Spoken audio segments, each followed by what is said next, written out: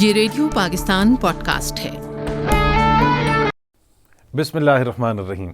السلام علیکم سامعین و ناظرین، پوڈ کاسٹ کے ساتھ ریڈیو پاکستان سے تصور زمان بابر حاضر خدمت ہے۔ دوستو، آج کے ہمارے اس پروگرام میں ایک ایسی مہمان شخصیت ہے جو سیاسی میدان میں کم و بیش 4 دہائیوں سے ہیں، بہت ہی معتبر حوالہ ہے۔ آپ زرعی سے مذہبی گھرانے سے متعلق ہیں، تعلق رکھتے ہیں، پھر جس بھی قومی جماعت میں آپ رہے، آپ کی قدر، آپ کے احترام میں ہمیشہ اضافہ رہا، اور جب آپ اس جماعت کو چھوڑ کے بھی گئے تب بھی آپ کی منزلت کم نہیں ہوئی۔ بے باک ہیں، گفتگو کرتے ہیں دو ٹوک انداز میں، جارحانہ انداز آپ نے ہمیشہ اپنایا، عوام کی بات کی، اپنے وسیب کی، اپنے کلچر کی، اپنے تہذیب کی، کیونکہ یہی آپ کا خاصہ ہے اور یہی آپ کو اپنے پرکھوں سے، اپنے بزرگوں سے ملا ہے۔ اپنی لیگیسی کو لے کے آپ چل رہے ہیں۔ ہمارے لیے بہت بڑے اعزاز کی بات ہے، آپ کم ہی انٹرویوز دیتے ہیں کیونکہ آپ باتوں سے زیادہ عملی اقدامات پر یقین رکھتے ہیں۔ جی ہاں، آپ درست پہچانے ہیں، میاں ریاض حسین پیرزادہ صاحب ہمارے ساتھ تشریف فرما ہیں، جو کہ اس وقت وفاقی وزیر ہیں انسانی حقوق کے، اور آپ نے قدم رنجہ فرمایا، ریڈیو پاکستان آپ تشریف لائے، سے ڈھیر ساری گفتگو کریں گے، ان کی پسند ناپسند کے حوالے سے ان کے نظریات کو جاننے کی کوشش کریں گے، اور ساتھ ہی ساتھ ان کا جو ایک اہم قلم دان ہے، بلکہ ایک بہت بڑا ایک بوجھ ہے جو یہ محسوس کرتے ہیں کہ انسانی حقوق، ان کا تحفظ کرنا، ان کو فراہم کرنا معمولی بات نہیں ہے۔ پیرزادہ صاحب السلام علیکم، خوش آمدید کہیں گے آپ۔ وعلیکم السلام سر، بڑی عنایت، مذہبی گھرانہ، کلچر، زمین کے قریب رہنا، پھر سیاسی میدان میں آ جانا، اس کشمکش سے کیسے دوچار ہوئے؟ یہ ہمارے دور میں جب میں بچہ تھا تو ہم کیونکہ دیہاتی لوگ تھے، جی، میرے والد جو تھے پگڑی اور چادر پہننے والا زمیندار تھا، جی، تو جو لوگ ان دنوں سیاست میں ہوتے تھے وہ زیادہ شہر کے لوگ ہوتے تھے، تو دیہاتوں والے جو انڈیجنس لوگ تھے ان کو دبا کے رکھا جاتا تھا۔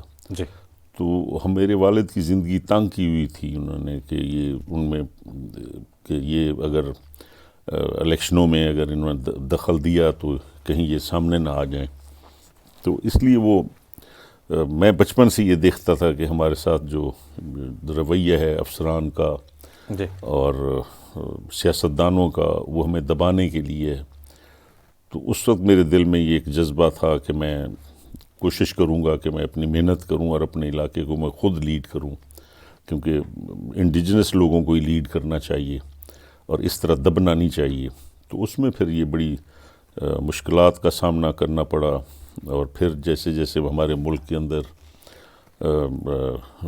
غیر ملکی انٹرفیرنس شروع ہو گئی، مذہب جو ہیں ان کی ایکسپلائٹیشن شروع ہو گئی، شیعہ کافر ہو گئے، اسلام نیا آ گیا، وہ بزرگوں اور درباروں کا اور وہ جو روایتی کلچر تھا جو آپ اپنے اساتذہ کے کردار سے اور اپنے بزرگوں کی روایتوں سے حاصل کرتے تھے، اور امیر علیہ السلام نے بھی فرمایا کہ اور روایتیں ہی اچھی ہیں، اپنے بزرگوں کی روایتوں کو اپناؤ جی، اور اس کے حساب سے زندہ رہو۔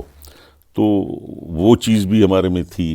تو میں پھر کسی کے سامنے میری ایک عادت بن گئی کہ میں ڈکٹیشن لینی میں نے چھوڑ دی، اور میں اپنے راستے خود متعین کرتا گیا اور جد و جہد کرتا گیا، جس میں میرے مرحوم والد نے میری بہت مدد کی، اور جب کبھی میں کہتا تھا کہ فلاں فیصلہ ہے تو وہ کہتے تھے جب تجھے آگے لیڈر بن گئے، تجھے سمجھتے ہیں ہم، تو اپنے فیصلے خود کر۔ تو اس کانفیڈنس سے، اور پھر میں گاؤں جب جاتا تھا تو وہ اکثر عبد الرحمن جمالی میرے کلاس فیلو تھے، تو کبھی آتے تھے تو کہتے تھے رحمان خان کیا کر رہے ہو ادھر پاکستان میں، جی، جاؤ یار باہر گھوم پھر کے آؤ۔ تو وہ انہوں نے کہنا جی پیسے اتنے لیتے ہیں، تو اسی وقت چاچا منشی صاحب جو ہمارے ہوتے تھے، غلام حسن صاحب، ان کو بلا کے کہتے تھے کہ پیسے دو۔ تو جاپان جو میں نے اس دور میں جاپان اور کافی ملک سنگاپور وغیرہ ہم نے وزٹ کر لیے تھے، سعودی عربیہ، ایران، عراق، انگلینڈ۔ تو وہ ایک جو ٹریولنگ تھی، بعد میں مجھے کہتے تھے کہ میں نے بڑے درخت کے نیچے گھاس نہیں ہوتی، تو میں نے تجھے اپنے سے دور اس لیے رکھا ہے کہ تیری شخصیت خود بخود اجاگر ہو۔ کیا کہنا؟ اور مجھے اس لیے کہتے تھے کہ میں کہتا تھا کہ گھوم پھر آؤ تاکہ تیری ایک ویژن جو ذہنی تیری سوچ ہے وہ بڑھے، اور وہ صرف گھومنے پھرنے سے آتی ہے۔ وہ کتاب میں ضرور اساتذہ پڑھا دیتے ہیں، لیکن جتنا آپ گھومے پھرو گے، دنیا کو دیکھو گے، سفر وسیلہ ظفر۔ ہاں، اور پھر کبھی میں کہتا تھا کہ جیپ چاہیے مجھے، تو وہ جیپ نہیں ملتی تھی مجھے، اچھا، کہتے تھے بس پہ چڑھ کے جا۔ کیا بات! تو جب میں وزیر بنا تو پھر مجھے کہتے ہیں کہ اب ٹھیک ہے، میں چاہتا تھا کہ دنیا کے ساتھ رہے توں، اور یہ آسائشیں جو ہیں ان جیپوں کا کیا ہے، میں تیرے سے زیادہ اچھی تھیں یہ، اب تجھے اللہ نے اتنا بنا دیا ہے کہ دنیا کو تو سمجھنا شروع ہو گیا ہے، تو بسوں میں سفر کرتے تھے تو پتہ چلتا ہے۔ اور آج بھی مجھے بس پہ بعض کا ڈیوو وغیرہ کو میں جاتے رہے، ہاں، لیکن اب ڈیوو میں وہ تو چیز نہیں ہے جو پہلے ایک عام عوام کے ساتھ سفر کیا جاتا تھا، تو اس میں بڑی وزڈم ہوتی تھی، لوگ سفر میں بڑی باتیں کر رہے ہوتے تھے، اور پتہ چلتا تھا کہ لوگ کس سے نفرت کرتے ہیں، کن چیزوں سے پرہیز چاہتے ہیں، کیسی حکومت کے سربراہ چاہتے ہیں۔ تو وہ ایک گائیڈنس مجھے ملتی رہی کہ پھر جب میں جدوجہد کر رہا تھا تو افسروں کو میں ملنے جاتا تھا تو اوپر سے حکم ہوتا تھا کہ ان کو نہ ملو، اور میں 8 گھنٹے ڈپٹی کمشنر اور ایس ایس پیز کے دفتروں کے باہر کھڑا رہتا تھا۔ مرزا صاحب، آپ جس مقصد کے تحت اس میدان میں آئے، جو فرق مٹانا چاہ رہے تھے آپ شہر اور گاؤں کا، جب آپ پاور میں آئے تو آپ مٹا پائے کسی حد تک؟ جی، میں تو اپنے میں تو کردار حسین آل رسول کو پڑھنے والا بندہ ہوں، عجز و انکساری سے۔ اپنے علاقے میں ماشاءاللہ سب کو پتہ ہے کہ میں ان کو چکر نہیں دیتا، جھوٹ نہیں بولتا، جھوٹے وعدے نہیں کرتا، اور کبھی میں نے یہ کہا کہ مجھے ووٹ دو۔ میں تو کہتا ہوں میں بھی کینڈیڈیٹ ہوں، اور کینڈیڈیٹس آئیں گے، ملک کی خاطر اچھا فیصلہ کریں، آپ بہتر کا تعین خود کریں۔ جی، خود کریں۔ تو میں نے تو تمام اختیار اپنے علاقے کے لوگوں کو دیے ہوئے ہیں، اور یہی وجہ ہے کہ میرے ساتھ جب بھی کوئی زیادتی ہوئی میں نے ڈکٹیشن نہیں لی، اور کتنی پارٹیز کے ساتھ میں الیکشن لڑا تو لوگوں نے تو مجھے بد کردار نہیں کہا، لوٹا نہیں کہا، اس لیے کہ انہوں نے میرے تمام اصول کو سراہتے رہے، اور میرے علاقے کے لوگ جو ہیں، اور خاص طور پہ جب مجھے ملت پارٹی میں گیا تو میں نے صرف فاروق لغاری صاحب سے ایک وعدہ کیا تھا کہ میں آپ کے ساتھ کھڑا ہوں گا۔ اس کے بعد ہمیں بڑی کوشش ہوئی کہ کاف لیگ کی ٹکٹ لو، اور پتہ نہیں فلاں عہدہ دیں گے، کرسی دیں گے۔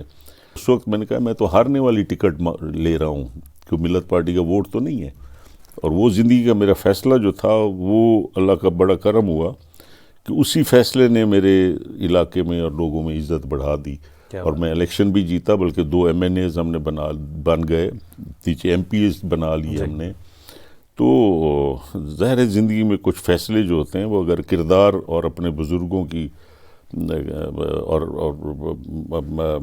روایات کو اپناتے ہوئے اور اپنی جدوجہد کریں گے تو آپ کامیاب ہوتے ہیں۔ تو مرزا صاحب، وکالت کی تعلیم لی، خدمت کے شعبے میں کہیں وکالت کی تعلیم بہت پیچھے نہیں رہ گئی، یا آپ اپنے عوام اور اپنے حلقے کے لوگوں کی وکالت ہی کرتے ہیں؟ وہ جب میں لاہور میں پریکٹس کرتا تھا، جناب خالد فاروق صاحب میرے سینئر تھے، اور جسٹس اخلاق حسین کے چیمبر میں ہوتے تھے ہم، تو میرے والد کو کہا کرتے تھے کہ آپ ایک بڑی زیادتی کریں گے، آپ ریاض کو لے جائیں گے سیاست میں، اور وکیل یہ بہت اچھا بن سکتا ہے، بڑا ٹاپ کلاس وکیل بن سکتا ہے، لیکن میری خواہش ہے کہ اس کو وکیل ہی رہنے دیں۔ کیونکہ سیاست میں جب جائے گا تو اگر فیس نہیں لے گا تو لوگ کہیں گے کہ ٹھیک ہے جی، ووٹ نہیں دیتے ہم، اور وکالت فیس کے بغیر ہو نہیں سکتی۔ تو بہرحال وہ مجھے جانا پڑا۔ میں پھر جب گیا حلقے میں بھی، اور جب پیپلز پارٹی میں نے جوائن کی تو بہاولپور کی ڈسٹرکٹ بار میں ہم سارا دن بیٹھے رہتے تھے، اور ہمارے جو دوست ہوتے تھے ملک صدیق سکندر، ریاض احمد خان ڈاہر، اور رانا صاحب، ہمارے رانا یعقوب صاحب، اور یہ سارے ہمارے دوست جو آج کل بھی اب تو بوڑھے ہو گئے ہیں سارے، اور نظامی صاحب ہوتے تھے، اور اپنا ممتاز بزمی صاحب ہوتے تھے ان دنوں۔ تو ہمارا پورا ایک گروپ ہوتا تھا جو بار میں ہم بیٹھا کرتے تھے، اور فری سروس یہی ہوتی تھی کہ میں اپنے علاقے کے لوگوں کو پراپر وکیل ان چیمبرز میں، ریونیو کے چیمبر جو ہوتے تھے مفتو رحیم صاحب کا، یا جو سردار اسلم عفان کا کرمنل لاء کا، یا یہ، تو ان کے مطابق میں کر دیتا تھا ان کو ریفر، اور 100% لوگوں کو انصاف مل جاتا تھا، اور رشوت میں بلیو نہیں کرتا تھا، اور اس لیے میں نے کسی جج کو بھی سفارش نہیں کرتا تھا۔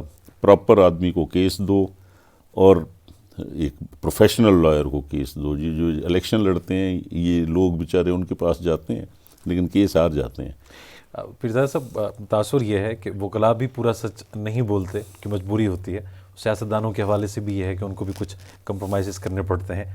آپ صاحب گو ہیں, گھر سے تربیت ایسی ملی ہے, پارٹی آپ کے جو سربراہان ہیں کئی بار آپ سے ناراض بھی ہوئے, کتنا مشکل ہے سچ بولنا پارلیمنٹ کے اندر, پارٹی کے اندر, عوام کے سامنے؟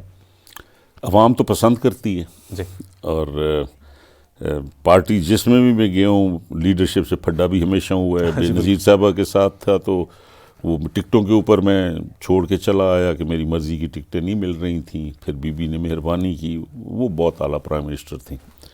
تو جہاں بھی رہے ہم پھڈا تو ہو جاتا تھا. جب نواز شریف صاحب کے ساتھ تھے تو وہ ان کے پرنسپل سیکرٹری صاحب جو تھے وہ بلا وجہ میرے دفتر میں ڈکٹیشن دینے شروع ہو گئی, میری عادت نہیں تھی, ان سے بھی پھڈا ہو گیا. تو وہ کوئی مسئلہ نہیں ہے مجھے. میں مشرف صاحب کے دور میں ہم نے ایک فارورڈ بلاک 73 MNAs کا بنا لیا. جی, تو کوئی نہیں, اپنے حق کے لیے, اور جب آپ عوام کے لیے کھڑے ہوتے ہیں تو ابھی میں نے اسمبلی میں بھی اپنے علاقے کی بہتری کے لیے جو میری کانسٹیٹیوشنل سیٹ ہے وہ کانسٹیٹیوشنل تنقید میں نے کی اپنے علاقے کے لیے, چاہے اس میں کوئی بڑے ادارے بھی آ گئے تو میں نے تو اللہ کو جان دینی ہے اور میں نے اپنے لوگوں کی نمائندگی کرنی ہے. اور جب میں گلی اور کوچوں میں کھڑا ہو کے کہتا ہوں کہ مجھے اگر آپ ووٹ دیں گے تو میں آپ کے حقوق کا تحفظ کروں گا, تو وہ زندگی سے ہی شروع سے ہی مصیبتیں اتنی پڑیں کہ ایک آسان ہو گئی کہ فیصلہ کرنا آسان ہو جاتا ہے. کیا بات, کہ آپ صرف let the law take its own course, اور اللہ پہ چھوڑو, کشتی خدا پہ چھوڑ دے لنگر کو توڑ دے. تو وہ یہی موٹو رکھا کہ ڈو دا رائٹ فیئر نو مین. میرے پبلک اسکول میں تھا تو ہمارا موٹو تھا ڈو دا رائٹ فیئر نو مین. تو ہمارے پرنسپل ساتھی لگ گئے پرنسپل پبلک اسکول میں, تو میں نے اس کو کہا کہ یار یہ موٹو بدلنا چاہیے, کیونکہ ہم زندگی میں جہاں بھی ڈو دا رائٹ کرتے ہیں تو لوگ جو ہے نا وہ ناراض ہو جاتے ہیں. صحیح. تو آج کل کمپرومائزز کا دور ہے, لیکن عادت نہیں پڑی کمپرومائز کرنے کی. ابھی تک بھی وہ شاید میرے اندر وہ ایک ہٹ دھرمی ہے. پیرال صاحب, وکالت, سیاست, زراعت, ان بالوں سے تو ہم جانتے ہی ہیں. ذاتی پسند ناپسند کے حوالے سے جاننا چاہیں کہ اب بھی اور اس کے لیے وقت نکال پاتے ہیں, اور بچپن کی کوئی پسند ناپسند کہ جس پہ کچھ سرزنش بھی ہوئے بڑوں کی طرف سے, کبھی آف ایئر آپ سے گفتگو ہو رہی تھی تو بچپن کی کچھ بعض اوقات انسان کی کچھ رجحانات اور میلانات بڑوں کی جانب سے کچھ سزا کا باعث بھی بنتی ہیں. وہ تو دیکھیں نا جی, ہمارے بزرگ خاندان یا روایتی جو ہمارے دریا کے کلچر کے لوگ تھے, بڑے آنریبل ہمارے مزارین جو تھے, بڑی بڑی پگوں والے, روایتوں کے پاسبان, تو وہ کریکٹر بلڈنگ کے لیے یہ سرزنش ہوتی تھی ان دنوں. تو وہ جیسے مسجد میں گئے, مولانا غلام قادر صاحب ہوتے تھے شیخ وان میں ہمارے, تو وہاں پہ جب گئے تو انہوں نے کہا کہ میرے چچا میاں بہادر سلطان صاحب اس وقت ممبر لیجسلیٹو اسمبلی بھی تھے, تو انہوں وہ لے گئے ہمیں مسجد میں, تو انہوں نے کہا مولوی صاحب یہ آ گئے ہڈیاں ہماری اور چمڑی آپ کی. یہ تو سرائکی جی آ سکتے ہو, ہڈیاں ساڑیاں تو چم تواڈا. لیکن اب تو اتنی بدل گئی ہے دنیا کہ میں دیکھ رہا تھا کہ وہ بڑی تنقید ہوتی ہے ہیومن رائٹس پہ, تو ایک ٹیچر نے, خیر وہ معذور بچے تھے, نہیں کرنا چاہیے تھا, لیکن بہرحال استاد ہے, باپ ہے, تو ان کی کسی چیز کو ہماری روایتوں میں تو برا نہیں کہا جاتا تھا, لیکن آج کے ماڈرن دور میں تو لوگ اچھا نہیں سمجھتے. تو ہمیں جن سوٹیوں سے مارا جاتا تھا وہ ٹوٹتی نہیں تھیں, وہ ہاتھوں کا حلیہ بگاڑ دیتی تھی. ان سوٹیوں کی وجہ سے کردار بھی مضبوط بنتا تھا. ظاہر ہے جی, وہ ایک, جب میں منسٹر بنا تو میرے سینئر ہاؤس ماسٹر ہوتے تھے ابو ظفر حنیف صاحب, تو وہ ان دنوں میں پھر پرنسپل ایچسن کالج بن گئے تھے. تو میرے والد صاحب تو میرے حلف پہ نہ آئے. 88 میں میاں نواز شریف صاحب کے کابینہ میں ہم کیئر ٹیکر اس میں بنے تھے. جیلز میں پورٹ فولیو تھا میرے پاس, جیلز اور عشر زکوٰۃ. تو میں نے اپنے سیکرٹری کو کہا کہ والد صاحب نہیں آئے تو میرے استاد ہیں ان کو ملواؤ تاکہ میں قدم بوسی کر رہا ہوں, ان سے دعا لے آؤں. تو میں نے کہا ان کو لائن پہ مت لے آنا, میرے استاد ہیں وہ. تو انہوں نے فون کیا تو مجھے کہتے ہیں جی پرنسپل صاحب بات کر. میں نے کہا جی آپ نے کیوں ملایا؟ کہتے سر وہ آج اتوار تھا تو دفتر میں تو فون نہیں کسی نے اٹھایا, تو گھر پہ میں نے کیا تو انہوں نے خود اٹھا لیا. تو میں نے کہا کیا کہا ہے انہوں نے؟ کہا نا جی منسٹر صاحب بات کریں گے. تو آپ ایچسن کالج کا پرنسپل, آپ کو پتہ ہے کہ بہت بڑی اعزاز ہے. تو انہوں نے کہا کون وزیر؟ تو نے کہا جی ریاض پیزا، تو فوراً نے کہا کہ میرا بیٹا وزیر بن گیا ہے، ملاؤ ملاؤ ملاؤ. کیا بات. تو جب میں نے کہا sir I want to pay my respects, تو قدم بوسی کے لیے حاضر ہونا چاہتا ہوں. تو کہتے ہیں آؤ بیٹا آؤ، میں انتظار کر رہا ہوں، آ جاؤ. تو وہ لارنس روڈ پہ اور پرنسپل کا گیٹ کھلتا ہے، تو میں جب گاڑی میری مڑی تو سامنے واک کر رہے تھے میرے انتظار میں. تو جب میں ملا جھک کے بڑا، تو میرے دونوں ادھر ہاتھ رکھ کے میرے ماتھے پہ پیار کیا اور کہا بیٹا جب آپ کو ہاکیوں سے مارا تھا کیسا لگ رہا ہے آج؟ میں نے کہا سر آج تو بہت اچھا لگ رہا ہے، آج 5-7 اور بھی لگا دیں. تو وہ کہتے ہیں مجھے کہتے ہیں بیٹا استاد اور والدین یہ دن دیکھنا چاہتے ہیں.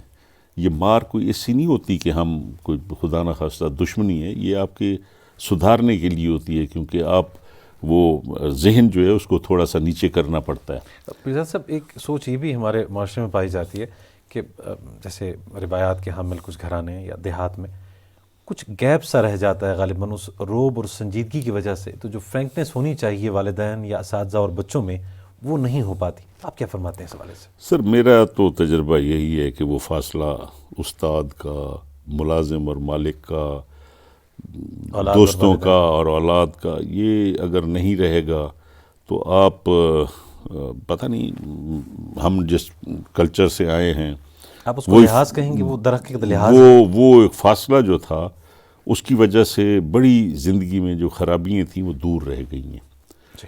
اس میں ایک شفافیت رہی ہے کردار میں، ڈر ہوتا تھا، ایک خوف ہوتا تھا. آج کل تو وہ کہتے ہیں نا جی کچھ نہ کہو، اور وہ پھر اولڈ ہومز بھی بن گئے ہیں. والدین کو کوئی بڑی ہائی سوسائٹی میں جا کے بوڑھی ماؤں کو اولڈ ہومز میں ڈال آتے ہیں، بڈھوں کو ادھر ڈال آتے ہیں. تو وہ جوائنٹ فیملی سسٹم تو نہیں رہا نا اتنی آزادی میں. تو وہ جو ہمارے اوپر ایک قدغن تھی، تو وہ ماں کے پاؤں دبانے اور وہ ایک کلچر جو تھا رہن سہن کا، دعائیں لینی. تو میں تو ابھی بھی والد کی شہادت کے بعد جب میں فیڈرل منسٹر بھی بنا تھا تو میری والدہ جب ہوتی تھی تو میں ان کے کندھے پہ جا کے ایسے لیٹ جاتا تھا اور وہ پھر مجھے دعائیں کرنا شروع کر دیتی تھی، میں پاؤں دباتا تھا. تو وہ ایک جو آج تک دل کے اندر وہ لمحے جب یاد آتے ہیں تو والدین بھی یاد آتے ہیں کہ ہم نے کیسے ان سے لاڈ کیے، کیسے ان کی غصہ برداشت کیا، کیسے ان کی باتوں پہ عمل کیا. تو وہ ایک فاصلے کی وجہ تھی.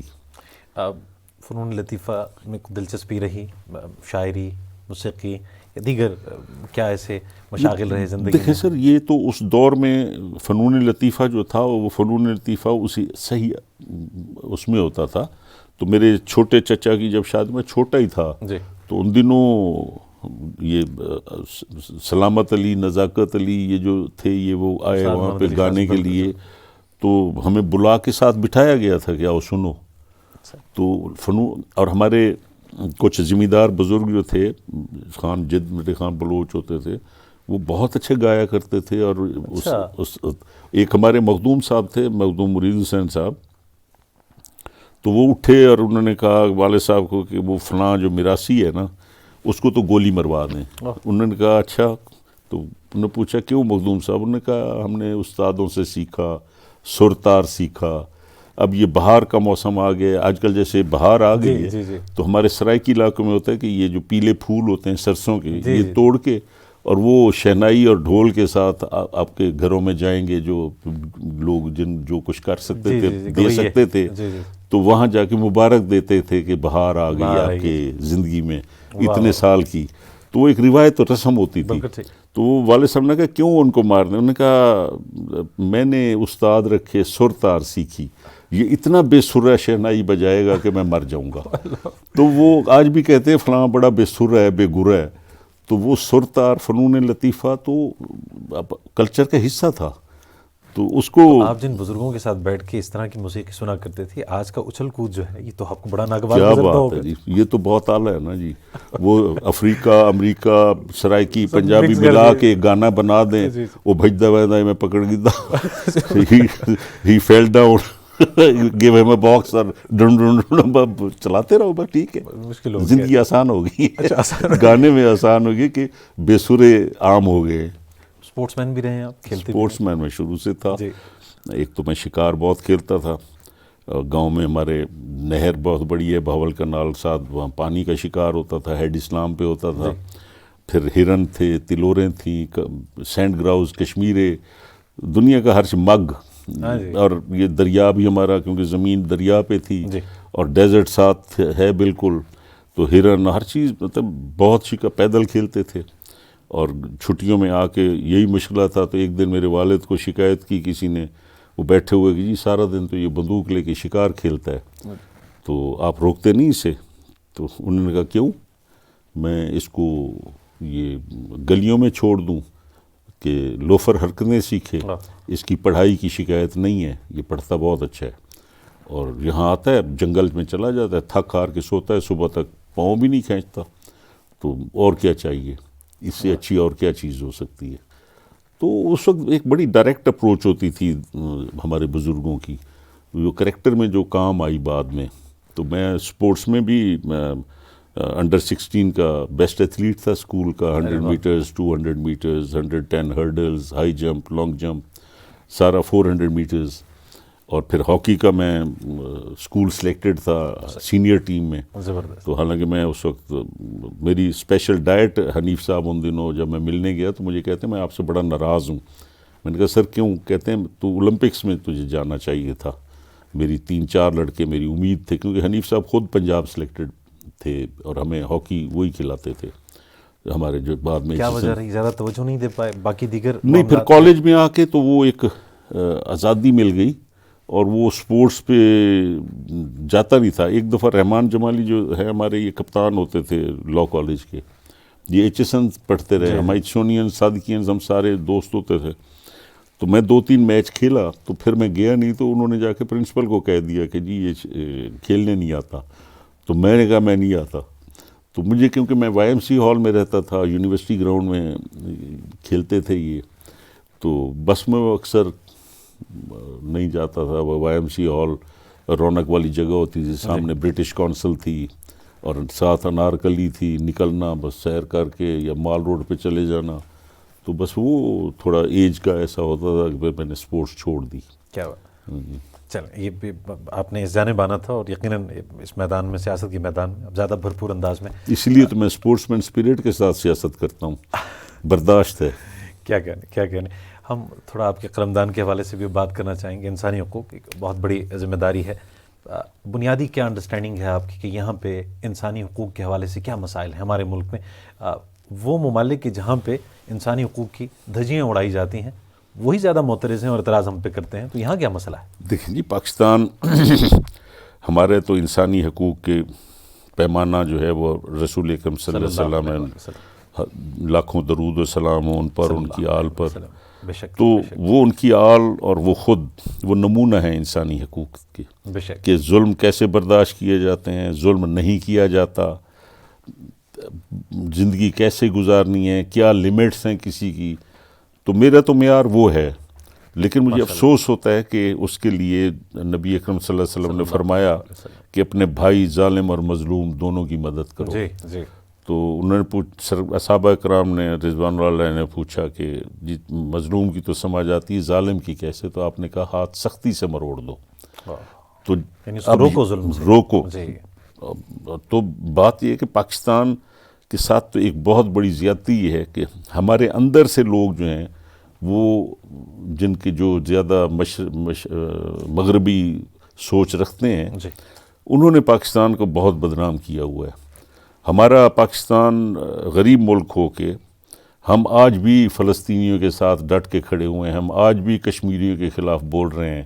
لیکن آج دنیا کا موٹو انٹرنیشنل یہ ہے کہ run with the hare and hunt with the hound. خرگوش کے ساتھ بھی بھاگو اور شکاری کتے کے ساتھ شکار کرو اس کا، تو اس کا بھی ساتھ دو. تو باہر تو وہ ہیومن رائٹس کے ان کے سٹینڈرڈز ہیں. اپنے ملک میں جو ہوتا رہے، اسلحہ بیچتے ہیں، لڑائیاں کراتے ہیں. ہیومن رائٹس کے سب سے بڑے انفرنج کرنے والے یہ ملک ممالک ہیں جو ہمیں یہاں ڈکٹیٹ کرنے آتے ہیں. اور اس سے مجھے بعض اوقات یہ چیڑ ہوتی ہے کہ ہمارے تو اپنا کلچر اور ہماری روایتیں، ہمارے پٹھانوں کی، ہمارے سرائکیوں کی، پنجابیوں کی، سندھیوں کی، ہماری اپنی روایتیں، بلوچیں بہت مضبوط ہیں. اور ان روایتوں پہ امیر علیہ السلام نے بھی کہا اور روایتیں ہی اچھی ہیں، اپنے بزرگوں کی روایتوں کی پاسداری کرو.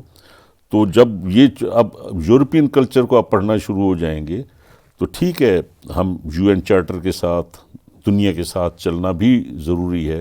اور جس طرح امیر علیہ السلام نے فرمایا کہ اپنی اولاد پر ایسی پابندیاں مت لگاؤ کہ آنے والے وقت کا مقابلہ نہ کر سکیں، ورنہ تو آپ بہت پیچھے رہ جائیں گے. یہاں پہ خواتین کے حقوق کے حوالے سے آپ کو لگتا ہے کہ کچھ ایشوز ہیں، مسائل ہیں، یا جو احترام یہاں پہ ہے ہمارے معاشرے اور کلچر، ہمارے معاشرے میں جو احترام ماں کا، بہن کا، بہو کا، اور جو ہمارے دیہاتوں میں کہتے ہیں جی پنڈ دا جوائی آیا ہے، جی، تو ایک یہاں پہ ایک بہت عزت ہے. ہم انسانی حقوق کے حوالے سے نوجوانوں میں بعض اوقات مایوسی یہ پائی جاتی ہے کہ اقربا پروری یہاں پہ زیادہ ہے.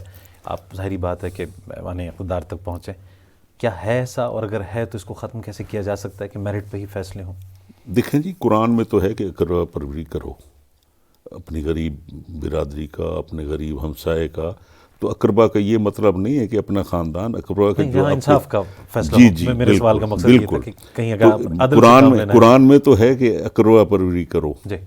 اور پھر لیکن یہ جو ہے نا کہ ایسے کام میں اقربا پروری کرنا کہ جو اس کے جرائم پہ پردہ دینا، اس کی حقدار کو پیچھے کر کے اور اپنے رشتہ دار کو آگے کرنا، وہ جیسے ترقیاں ہیں، یہ ہے لوگوں کے کام کو نہیں دیکھنا لیکن اپنے تعلق کو دیکھنا ہے، تو وہ اقربا پروری جو ہے وہ تو کسی صورت میں قبول نہیں ہے. آپ کا وسیع مطالعہ ہے، آپ نے تاریخ پڑھی ہے، آپ لٹریچر بھی پڑھا ہے. اپنی پسند کا کوئی شعر یا کوئی ایسی بات کہ جو آپ کے جذبات، آپ کے احساسات کی ترجمانی کرتی ہو، فنون لطیفہ میں سے ہی، یا کوئی گائک آپ کو پسند ہو اور کیوں پسند ہو، کہ گائکی میں کوئی ایسی خاص بات، یہ بھی جاننا چاہیں گے.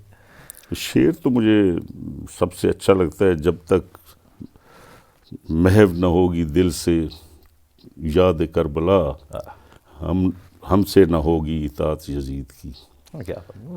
بس یہ آپ کا جو ہے اس انسانیت کے لیے، ہیومن رائٹس کے لیے، یہ آپ کا ایک ایسے شعر کہہ گئے ہیں، انیس ہیں یا دبیر ہیں جس نے بھی کہا ہے، بڑی خدمت کے. تو یہ تو میری زندگی کا ایک بڑا گائیڈنس کا شعر ہے کہ جب تک نہ ہوگی محو دل سے یاد کربلا، ہم سے نہ ہوگی اطاعت یزید کی. تو لیکن باقی اگر ہاں مجھے گانوں سننے کا بڑا شوق تھا، اور ہر عمر کے ساتھ جو ایک انسانی جذبات کے گانے ہوتے ہیں تبدیل ہوتے رہے، تو وہ تبدیل ہوتے رہے ہیں. ہاں، کبھی وہ گانا وہ جو انڈین ایک کپل تھا جن کے نوجوان بڑے گانے سنتے تھے، ان کو سنتے تھے، جگجیت سنگھ، چترا سنگھ، چترا سنگھ کے، اور وہ بھی سنتے تھے. اور ویسے مجھے سیمی کلاسیکل جو ہے وہ پسند ہے، کیونکہ بڑے بڑے لوگوں کو سنا ہے. امانت علی خان صاحب جو ہیں، وہ جب میں لاہور ہوتا تھا تو میں اپنی گاڑی ٹھیک کرانے جاتا تھا، تو وہاں پہ جس ورک شاپ میں، تو میاں صاحب جو مستری تھے وہ بڑے، ان کے پاس شام کو آ کے بیٹھا کرتے تھے اپنا امانت علی خان صاحب، استاد امانت علی خان صاحب. اچھا، واہ.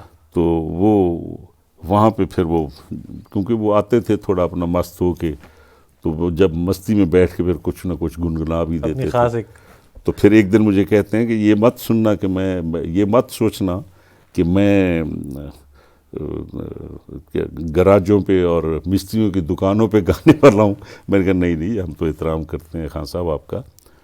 تو ان کو بھی، اور مہدی حسن صاحب جو ہیں، یا ہمارے علاقے میں ریشمہ، ہمارے جو ہم تو زیادہ متاثر ہوتے ہیں نا مارواڑی کلچر سے، کیونکہ بھاولپور جو ہے وہ جیسلمیر، بیکانیر اور یہی علاقے ہیں جہاں پہ سور اور ساز کا بڑا استعمال ہے. اور آج بھی انڈیا اسی پہ اپنے آپ کو جو ہے اس پہ اسی کلچر کی انفرادیت ہے، بیکانیر، جیسلمیر.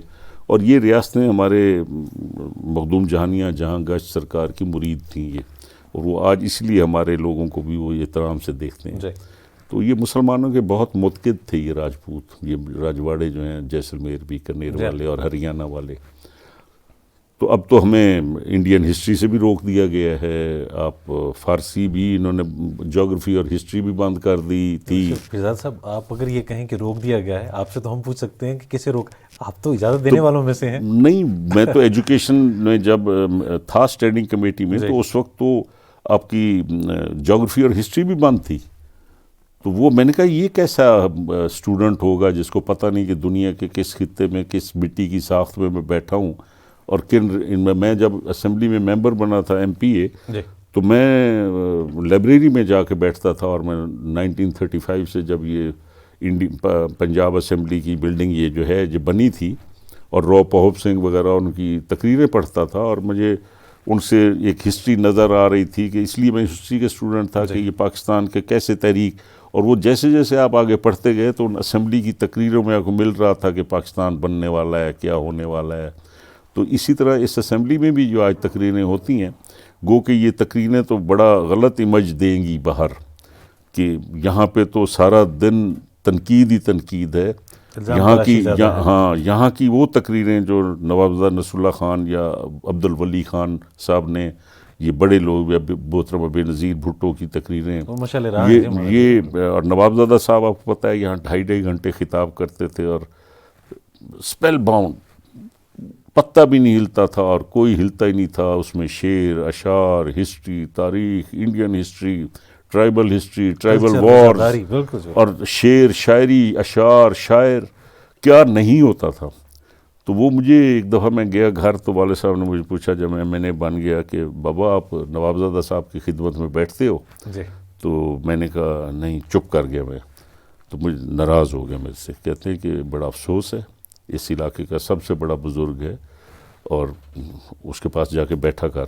ٹھیک ہے نوجوانوں میں ضرور بیٹھو، لیکن 1 گھنٹہ بزرگوں کے لیے نکالا کرو، کچھ سیکھو گے زندگی میں، یاد کرو گے. تو میں یہاں آیا تو ظاہر حکم تھا، میں نے باپ کے حکم عدولی کبھی نہیں کی تھی، جھوٹ نہیں بولتا تھا میں ان کے سامنے. تو میں گاڑی چلا رہا ہوں اور میں آیا تو ہاؤس میں بیٹھے ہوئے تھے، تو کھونڈے پہ ایسے رکھ میں نے کہا السلام علیکم نواز. ہاں بابا کیا حال ہیں، چاچا کیسے ہے، بابا کیسے ہے؟ میں نے کہا ٹھیک ہے. میں نے کہا جی بابا ناراض ہے مجھ سے. کہ کیوں؟ میں نے کہا جی میں آپ کی خدمت میں نہیں بیٹھتا، وہ ناراض ہیں. کہتے ہیں ہاں اتوار کو بابا آ جایا کرو، میں فلاں منسٹریل انکلیو میں فلاں کوٹھی ہے میری. اب میں اتوار والے دن جا رہا ہوں اور لڑتا جا رہا ہوں کہ اب کیا میں جاؤں گا، نوابزادہ صاحب اتنے بزرگ آدمی ہیں، میں چپ کر کے بیٹھا رہوں گا، بس کیا کروں. والد صاحب نے کہا ہے آپ سوچ نہیں سکتے جی کہ جب وہ گاڑی بند کر کے ان کی خدمت میں بیٹھنا اور پھر ہر اتوار مجھے انتظار ہوتا تھا کہ میں جاؤں نوابزادہ صاحب کے پاس. کیا ویژن تھی اس بندے کی جی، کیا اس کی سوچ تھی. اور وہ مجھے کہتے ہیں الیکشن لڑ رہے ہو؟ وہ ان دنوں تھا کہ لڑیں نہ لڑیں، بے نظیر صاحب نے کہہ دیا الیکشن نہیں لڑنا. تو میں نے پوچھا نوابزادہ صاحب الیکشن لڑیں؟ کہتے ہیں ہاں بابا الیکشن ضرور لڑنا. یہ دیہاتی حلقے ہیں، یہ بے نظیر صاحبہ نے اور یہ کہ نوجوان سیاستدان ہیں وہ غلط کر رہے ہیں، الیکشن لڑنا چاہیے. اگر تو الیکشن نہیں لڑے گا تو وہ سرائکی کی مثال ہے نا، گھر خالی چھوڑ دو تو جن بستے ہیں. تو وہ جب جن بس گئے نا تو وہ نکلیں گے نہیں، تیری جگہ جو بن جائے گا وہ سیٹ پھر تجھے کبھی نہیں دے گا، تم لڑنا. تو پھر ان کا پوتا جو ہے ان کی پگڑی ٹوپی پھینک دیتا تھا، ان سے لاڈ کرتے تھے بہت. تو ایک دفعہ ٹوپی میرے آگے آ گری، میں نے اٹھا کے دی تو ہنس کے کہتے ہیں بابا وہ کہاوت نہیں سنی ہندو کی کہ اصل زر سے سود پیارا ہوتا ہے. تو اپنی اولاد کو تو بندہ فاصلے پہ رکھتا ہے، تو منصور خان کو میں نے بڑا فاصلے پہ رکھا، لیکن یہ میری جان ہے، اس کے بغیر میرا گزارا نہیں ہے. میری بہو کہتی ہے کہ بابا اس کو آپ خراب کر دیتے ہیں، تو میں نے کہا بیٹی خود ٹھیک کر لینا، میں نہیں رہ سکتا. پیرزادہ صاحب ہم تہہ دل سے شکر گزار ہیں، آپ نے ان فاصلوں کو کم کیا اور آپ تشریف لائے ریڈیو پاکستان. آپ سے کئی حوالوں سے گفتگو ہوئی اور انشاءاللہ یہ سلسلہ جاری رہے گا، اور ریڈیو پاکستان کا پوڈ کاسٹ اسی طرح کی نابغہ روزگار ہستیوں شخصیات کو مدعو کرتا رہے گا. اور بلکہ ان کی نظر میں یہ شیئر ضرور کرنا چاہوں گا کہ ہم ہیں اندھیری رات کے جلتے ہوئے چراغ، بجھتے بھی ہیں تو شہر کی قسمت سوار کے. تصور زمان بابر کو پوڈ کاسٹ سے اجازت دیجیے. اللہ نگہبان.